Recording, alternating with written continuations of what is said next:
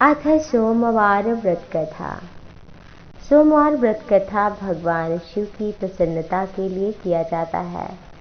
जो भी मनुष्य भगवान शिव की आराधना पूजा करते हैं, उनकी कथा सुनते हैं, उनकी कामनाएं शीघ्रातिशीघ्र पूर्ण होती हैं। अच्छे वर प्राप्ति के लिए, धन संपत्ति इत्यादि प्राप्ति के लिए ये व्रत करना चाहिए और कथा श्रवण करना चाहिए। भगवान शिव का अभिषेक करना चाहिए दूध, दही, घी, शहद से, मीठा से।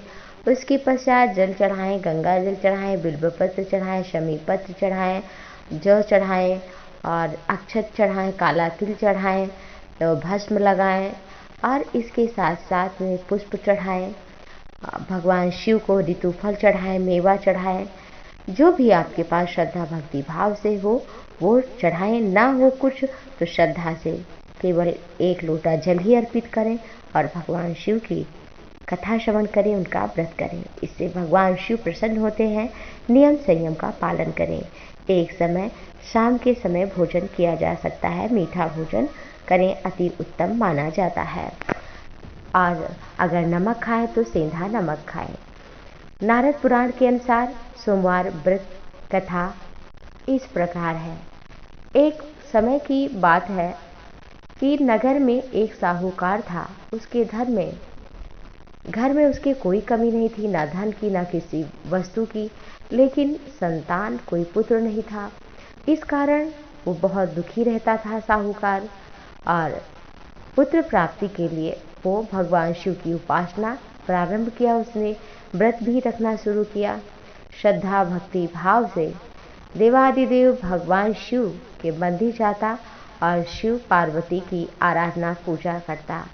उसकी ऐसी भक्ति देखकर भगवती माता पार्वती प्रसन्न हो गई और भगवान शिव से उस साहूकार की मनोकामना पूर्ण करने का आग्रह भी किया। प्रभु, ये आपकी भक्ति करता है, इसकी मनोकामना पूर्ण करिए। पार्वती जी की इच्छा श्रवण कर भगवान शिव ने कहा, देवी, इस संसार में हर प्राणी को उसके कर्म का फल तो मिलता ही है। जैसा उसने बीज बोया वैसा ही फल काटेगा। जिसके भाग्य में जो है वो उसे मिलेगा। पार्वती माँ ने साहूकार की भक्ति का मान रखने के लिए कहा, प्रभु, आप उसकी मनोकामना पूर्ण करिए, नहीं तो संसार में आपकी भक्ति करके मनुष्य को मिलेगा क्या।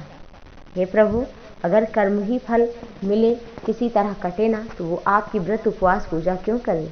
भगवान शिव ने जब इस प्रकार आग्रह देखा तो साहूकार को पुत्र प्राप्ति के लिए वरदान दे दिया। लेकिन साथ ही माता पार्वती से कहा, देखो पार्वती, इसकी आयु 12 वर्ष होगी। माता पार्वती भगवान शिव की बातचीत को साहूकार भी सुन रहा था। उसे ना तो खुशी ना दुख, कुछ नहीं हुआ। पहले की तरह वो शिव की आराधना में लीन रहा। कुछ समय बीता। साहूकार की पत्नी गर्भवती हुई। उसे एक पुत्र हुआ। जब बालक 11 वर्ष का होने को आया तो पिता ने उसके मामा को बुलाया और कहा, इसे काशी पढ़ने के लिए भेज दिया जाए। साहूकार ने पुत्र के मामा को बुलाकर उसे बहुत सारा धन दिया और कहा, तुम इस बालक को काशी विद्या प्राप्ति के लिए ले जाओ और मार्ग में यज्ञ कराना। जहाँ भी यज्ञ कराओ वहाँ ब्राह्मण को दान करना, भोजन कराना, दक्षिणा देना। दोनों मामा भांजे इसी तरह से यज्ञ करते कराते ब्राह्मणों को दान दक्षिणा देते काशी की तरफ चल पड़े। रात में एक नगर पड़ा जहाँ नगर के राजा की कन्या का विवाह होना था।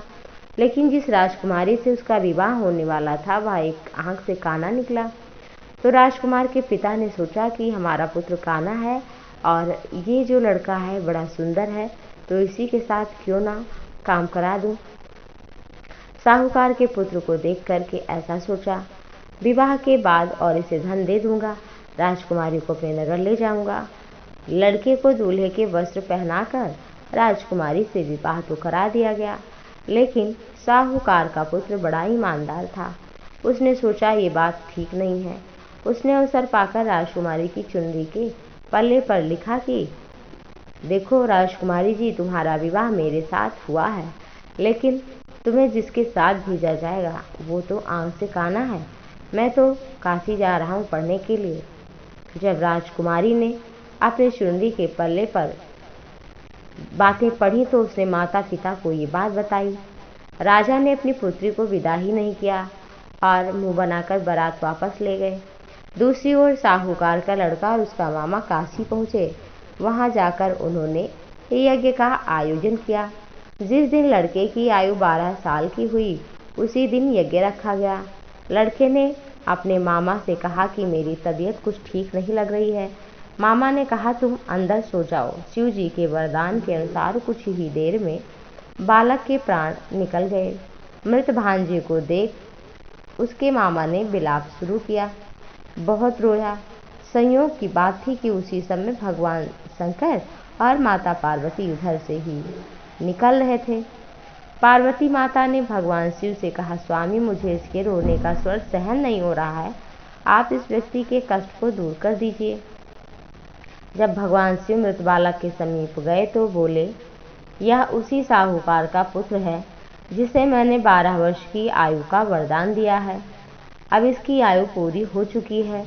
लेकिन मातृ भाव से विभोर मैया पार्वती ने कहा, प्रभु आप इस बालक को आयु दीजिए, अन्यथा इसके माता पिता जिन्होंने सोमवार का व्रत किया है वो तड़प तड़प कर उनकी मृत्यु हो जाएगी। माता पार्वती ने बहुत आग्रह किया तो भगवान शिव ने उस लड़के को कहा जीवित हो जाएगा। शिव जी की कृपा से वो जीवित तो हो गया। शिक्षा भी इधर पूरी हो गई। लड़का और मामा दोनों साथ में नगर की ओर निकल पड़े। दोनों चलते हुए उसी नगर में पहुँचे जहाँ उसका विवाह हुआ था। उस नगर में भी यज्ञ का आयोजन किया गया। उस लड़के के ससुर ने उसे पहचान लिया और महल में ले जाकर उसकी खातिरदारी की और पुत्री को विदा किया। इधर साहूकार और उसकी पत्नी भूखे प्यासे रहकर बेटे की प्रतीक्षा कर रहे थे। उन्होंने प्रण कर रखा था कि यदि उन्हें अपने बेटे की मृत्यु का समाचार मिला तो वो प्राण त्याग देंगे, परंतु अपने बेटे के जीवित होने का समाचार पाकर वो बहुत ही प्रसन्न हुए। उसी रात भगवान शिव ने व्यापारी के स्वप्न में आकर कहा, हे मनुष्य, तू बड़ा श्रेष्ठ है, तूने मेरी भक्ति की है और सोमवार का व्रत किया है, कथा सुना है, आरती गाई है, मेरी भक्ति की है, मेरे ओम नमः शिवाय पंचाक्षर का जप किया है। हे मनुष्य, इसलिए मैं बहुत ही तुझसे प्रसन्न हूँ और प्रसन्नता के कारण तेरे पुत्र को मैं लंबी आयु प्रदान करता हूँ।